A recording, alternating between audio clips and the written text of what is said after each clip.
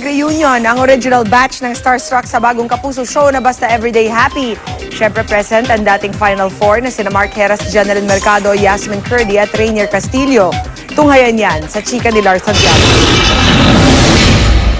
Isang dekada na mula nang mag-dream, believe, survive sila sa Starstruck.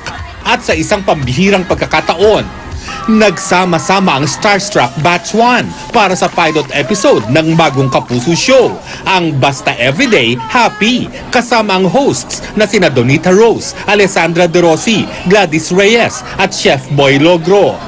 Present sina Mark Heras, Yasmin Curdy, Katrina Halili, Dion Ignacio, Alvin Aragon, Anton De La Paz, Jade Lopez, Nadine Samonte at Rainier Castillo.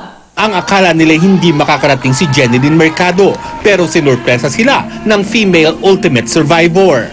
Masaya nilang inalala nang sumabak sila sa original na artista search sa telebisyon.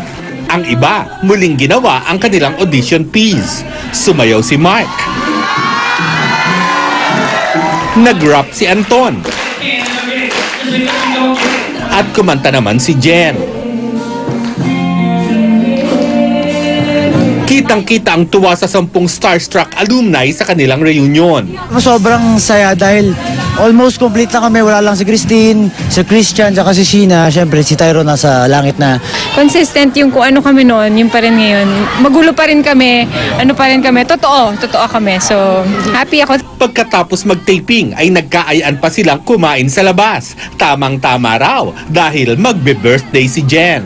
Happy birthday, Jen! Lars Santiago, updated sa Showbiz Happening.